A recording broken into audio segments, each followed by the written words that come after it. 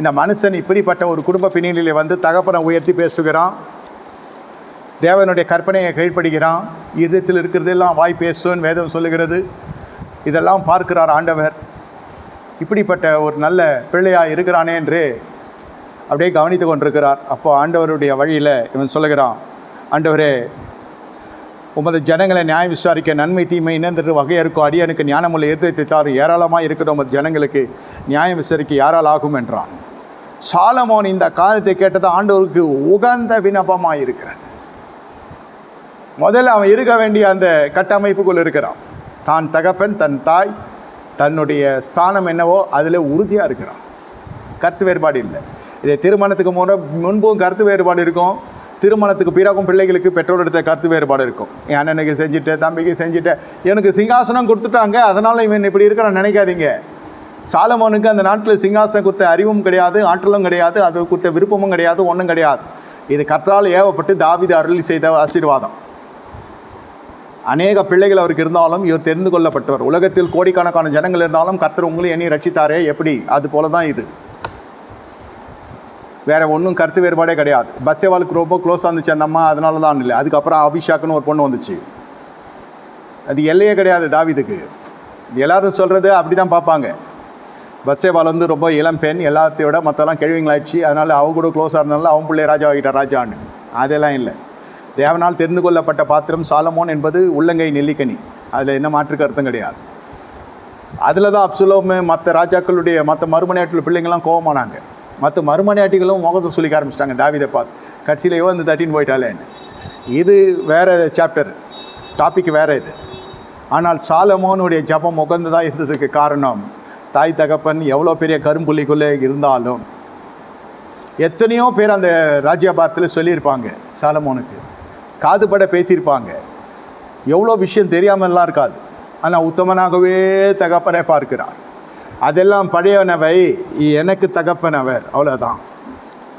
அவர் நீதிமானாக இருக்கட்டும், அவர் துன்மார்க்கனாக இருக்கட்டும், வேசிகலனாக இருக்கட்டும், ஊதாரியாக இருக்கட்டும், சம்பாதியமே பண்ணக்கூடிய நெல் இருந்தால் கூட அவர் என்னுடைய தகப்பனார், அவ்வளோதான்.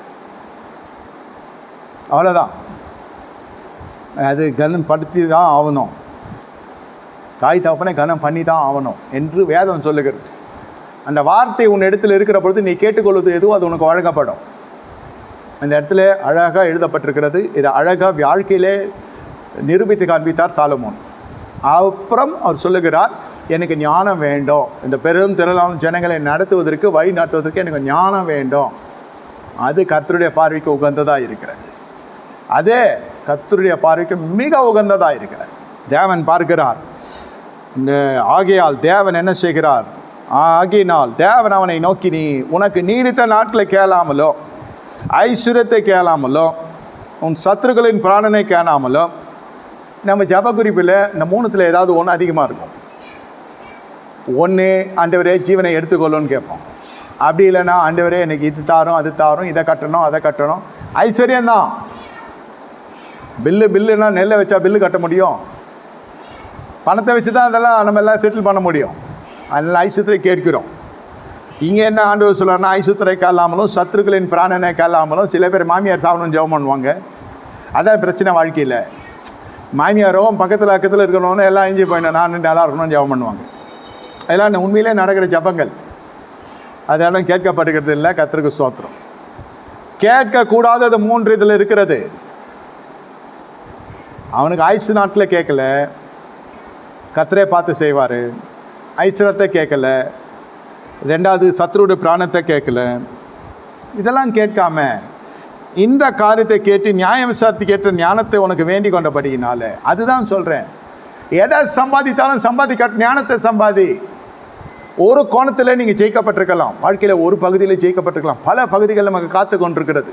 அந்த ஒரு ஜெயத்தை வச்சு நிறைய பேர் வெற்றி நட போடுவதாக நினைத்து வீட்டுக்குள்ளே வந்து சமூக வெற்றியை வீட்டுக்குள்ளே கொண்டாட பார்ப்பான், வீட்டுக்குள்ளே பிரதிபலிக்க பார்க்கும். அதனால் குடும்பம் அவர்களை என்ன செய்து விடும்? ஓரங்கட்டி கழட்டி விட்டு விடும். அதனால் பிள்ளைகள் தான் இஷ்டப்படி போவாங்க. மனைவி எல்லாம் பிள்ளைகள் வளர வரைக்கும் இருப்பாங்க. அது பிறகு மனைவிமார்கள் தங்களுடைய ஆளுகை, தங்களுடைய வல்லமை, தங்களுடைய பராக்கிரமத்தை எல்லாம் நிரூபித்து இவருக்கு எப்படி பாடம் புகட்ட வேணுமோ அப்படி பாடம் புகட்டுவாங்க. இவ்வளோ பெரிய மனுஷர்களுடைய வாழ்க்கையிலெல்லாம் நாசமாவதுக்கு விஐபி வாழ்க்கையிலெல்லாம் பெரிய பெரிய விரிசல் விழுவதுக்கான காரணம், விவிஐபியோடைய வாழ்க்கையெல்லாம் வெடித்து சேர்த்ததுக்கான காரணம் இதான். ஒரு கோணத்தை ஜெயிச்சிருக்கேன் ஐயா, பல கோணங்கள் காத்திருக்கிறது, பல பகுதிகள் வாழ்க்கையில் எப்படி இருக்குன்னு தெரியாது. ஆனால் ஒட்டுமொத்த ஞானம் என்று வருகிற பொழுது அந்த ஞானத்தால் வீடு கட்டி எழுப்பப்பட முடியும், வேகத்தால் அது நிலைத்து நிறுத்தப்பட முடியும். இந்த நாளில் கர்த்தருடைய தீர்க்கதரிசன வார்த்தை வருகிறது. ஏதோ என்னால் முடியாதெல்லாம் முடிந்ததுன்னு நினைக்கிறீங்க, இல்லை நடக்காதெல்லாம் நடக்க போகிறது. இந்த காலை வேளையில் கர்த்தர் உங்கள் இடத்துல இடைப்படுகிற ஒரு காரியம், சத்தியத்தை அறிவீர்கள், சத்தியம் உங்களை விடுதலையாக்கும்.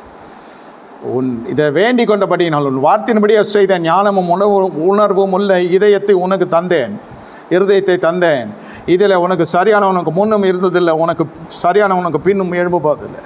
இதுவுமின்றி நீ கேளாத ஐஸ்வர்யத்தை மகிமையை உனக்கு தந்தேன். உன் நாட்களில் இருக்கிற ராஜாக்களில் ஒருவனும் உனக்கு சரியானவன் இருப்பதில்லை. உன் தகப்பனாகிய தாவீது நடந்தது போல நீ என் கட்டளையும் என் நியமங்களையும் கை கொண்டேன், வழிகளை நடப்பாக்கில் உன் நாட்களை நீடித்திருக்க பண்ணுவேன் என்றார். பிரியமான தேவனுடைய ஜனமே, ஆயுசு நாட்களையும் கொடுக்கிறார், ஐஸ்வர்யத்தையும் கொடுக்கிறார், கனத்தையும் கொடுக்கிறார். ஞானத்தை கேட்ட மனுஷனுக்கு கூடுதல் ஆசீர்வாதம் வருகிறது. அதனால தான் நேராக பண தேவைகளுக்காக ஜெபிக்கிற பொழுது அதுக்கு பின்னால் இருக்கிற ஒரு ஞானத்துக்கு நம்ம ஜெபிக்கணும். அதனால தான் நமக்கு அந்த பணம் தட்டுப்பாடு வராமல் இருக்கும். இந்த பணத்தை தட்டுப்பாடு முடிஞ்சால் நாளைக்கு வேறு ஒரு பில்லு வரும். இந்த மாதம் நமக்கு தேவைகள் இருக்க தான் செய்யும், அனுதி நமக்கு தேவை இருக்க தான் செய்யும். மொத்தமாக கேட்டு வாங்கின்னு கொஞ்சம் கொஞ்சமாக செலவு பண்ணலான்னு நினைக்காதீங்க. இதெல்லாம் மனித எண்ணங்கள். அதுதான் கேட்டால் பெருசாக கேட்கணும், ஒரு 10 வருஷத்துக்கு வரா மாதிரி, இல்லை 2 தலைமுறைக்கு வரா மாதிரி. இது எங்கேயோ கொண்டு போய் விட்டுரும். இந்த எண்ணம் மனசில் இருந்துச்சுன்னா உங்களுக்கு பண ஆசை எல்லா தீமைக்கு வேறாக இருக்குது, உங்கள் விசுவாசத்தை விட்டு வழிக்கு போகிற அளவுக்கு செய்திடும், இச்சிக்க செய்யும், அதுக்கு போராட செய்யும், அதுக்கு பாடுபட செய்யும். சும்மா இருந்தால் யார் தருவோம், உட்காந்து இருந்தால் எது தரும், என்ன வரும், அப்படி இப்படின்லாம் உங்களை திசை திருப்பிடும்.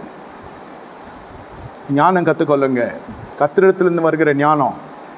கர்த்தருக்கு பயப்படுதல் ஞானத்தின் ஆரம்பம். தீமை வெறுப்பது, கர்த்தருக்கு பயப்படுற பயம், பெருமையும் அகந்தையும் புரட்டு நாவையும் நான் வெறுக்கிறேன்னு கர்த்தர் சொல்கிறார். கர்த்தர் வெறுக்கிற காரியத்தை நீங்கள் வெறுக்க கற்றுக்கொள்ளுங்க, அதுதான் தேவ ஞானம்.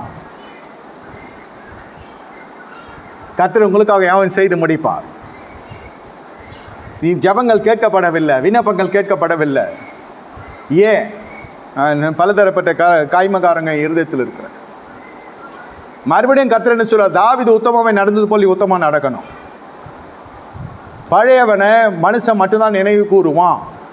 பழைய வாழ்க்கையை மனுஷர்கள் மட்டும்தான், உங்களுக்கு நண்பர்கள், உங்கள் பகைவர்கள் எல்லாருமே நினைவு கூறுகிறது பழைய வாழ்க்கையை.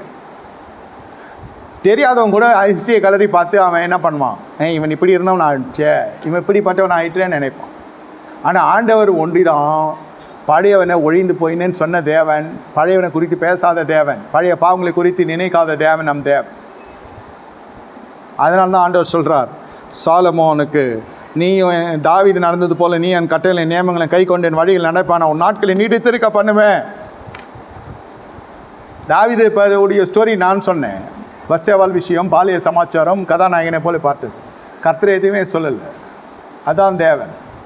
மனுஷன் 1000 வதந்திகள் உங்களை குறித்து பேசலாம், குற்றச்சாட்டுகள் வைக்கலாம், அதெல்லாம் உண்மையாகவே ஒரு காலத்தில் நடந்ததுன்னு சொல்லலாம், நிரூபிக்கலாம். ஆனால் நான் என்ன சொல்லுகிறேன்? பழையவனை ஒழிந்து போயினேன். கர்த்தர் பார்க்கிறார், பழையவனை ஒழிந்து போயினேன், உன்னை புதிய சிருஷ்டியாய் தான் நான் பார்க்கிறேன்.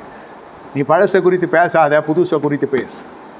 என்ன மனுஷனுடைய பழைய வாழ்க்கை குறித்து நீங்கள் பேசுகிறீங்களாக உங்கள் ஜபம் கேட்கப்படாது. சாலமோனுடைய ஜபம் கர்த்தருக்கு உகந்தா இருந்தனாக்கா பழைய வாழ்க்கையே பார்ப்பாங்க. சில பேர் திருமணம் ஆகியிருக்கும், பிள்ளைகள் பெற்றிருப்பாங்க, 20 ஆண்டுகளுக்கு முன்பு நடந்த காரியத்தையெல்லாம் ரிவைண்ட் பண்ணி மனசில் போட்டு ஓட்டிக்கின்னு இருப்பாங்க, சண்டையில் அடித்து தள்ளிடுவாங்க. இதெல்லாம் மனசுலக்கெல்லாம் வெளில வந்துடும். கணவனாக இருக்கட்டும், மனைவியாக இருக்கட்டும், தெரியாதா நீங்கள் யாருன்னு, உங்கள் குடும்பம் என்னான்னு தெரியாதா, உங்கள் வண்டவாளம் தண்டவாளம் ஏற்றுட்டா, இப்படிலாம் பேசுனா என்னாலும் ஜபம் கேட்கப்படாது. ஆனால் ஜப கூட்டமாக சேர்ந்து சுற்றின்னு இருப்பாங்க இவங்களாம், கையில் பைபிள் வச்சுக்கின்னு. உள்ளே மாறுதல் கிடையாது, சுபாவத்தில் மறுரூபம் கிடையாது, ஒன்றும் மனம் திரும்புதல் கிடையாது, ஒன்றும் கிடையாது. இது நாடோடி போல் சுற்றி கொண்டு இருக்கும். ஜபம் கேட்காது, தீர்க்க தரிசனம் வரும், அது சரியாகலைன்னா இன்னொரு தீர்க்கதரிசியை பார்க்கும், இன்னும் ஒருத்தனை பார்க்கும், இன்னொருத்தர் மாவட்டம், வட்டம், மாநிலம், தேசிய லெவலில், அப்புறம் இன்டர்நேஷ்னல் ப்ராஃபிட் வரைக்கும் வச்சுருப்பாங்க. ஆனால் ஒன்றுத்துக்கு சுற்றிக்காது, ஒன்றும் வராது. கொஞ்சம் நாள் ஃபால் ஸ்க்ரீன் பேப்பர்லலாம் அந்த ஊழியக்கார் ஃபோட்டோ வைப்பாங்க, டிபி ஃபோட்டோ வைப்பாங்க, இவங்களுக்கு பிடிக்கிற வரைக்கும். அப்புறம் எதுவும் நடக்கலை, எல்லாம் திட்டு பசங்கன்னு சொல்லிட்டு போயிடுவாங்க. ஏன்? இங்கே சரியில்லை, நமக்கு இங்கே ரெகுலேட்டர் சரி கிடையாது. அதனால் ஒன்று ஓடு சுற்றும், பயங்கரம் சுற்றும், ஃபேன் மாதிரி, அப்படி இல்லை மெதுவாக சுற்றும், இல்லைன்னா சுற்றவே சுற்றாது. எல்லாம் நம்ம மனநிலையை பொறுத்து தான் இருக்கிறது. ஒரு அளவுக்கு நான் கவர் பண்ணியிருக்கேன். மீதி விரும்பக்கூடாததெல்லாம் சாயந்தரம் பார்க்க போகிறோம். நீ விரும்புகிறபடி ஆவ கடவுது. கண்களை மூடி கர்த்தரை நோக்கி பார்ப்போமா? ஆண்டவரே, நீ சொன்னதை சொன்ன ஆசீர்வதிக்கும். ஆண்டவரே, சாலமோனுடைய ஜெபம், ஆண்டவரே, சாலமோனுடைய ஜெபம் உன் பார்வைக்கு உகந்ததாக இருந்தது. ஆண்டவரே, இந்த செய்தியை கேட்டு ஆத்துமாக்கள் சந்திக்கப்படுவார்களாக. சபை அடுத்த கட்டத்துக்கு போவதாக. ஆசீர்வாதத்துக்கு நேரு எல்லா பிழைகளுக்கும் விலக்கி எங்களை பாதுகாத்துக்கொள். இயேசுவின் ரத்தத்தை தெளிக்கிறோம், இயேசுவின் நாமத்தில் பிதாவே, ஆமென். என் ஆத்துமாவே கர்த்தரை ஸ்தோத்திரம், முழு நாமத்தை ஸ்தோத்திரம். ஆத்துமாவே கர்த்தரை ஸ்தோத்திரம், கர்த்தர் செய்ய சகல உபகாரம் மறவாதே, ஆமென். கர்த்தராகிய இயேசு கிறிஸ்து கிருபை பிதாவாகிய தேவனுடைய அன்பு பரிசுத்த ஆவியின் ஐக்கியம் நம் அனைவரோடு கூட சதாக்காலம் சில பரிசோடு கூட இருப்பதாக, ஆமென், ஆமென். நன்றி, வணக்கம். சாயந்தரம் ஈவினிங் சர்வீஸ் வந்துருங்க.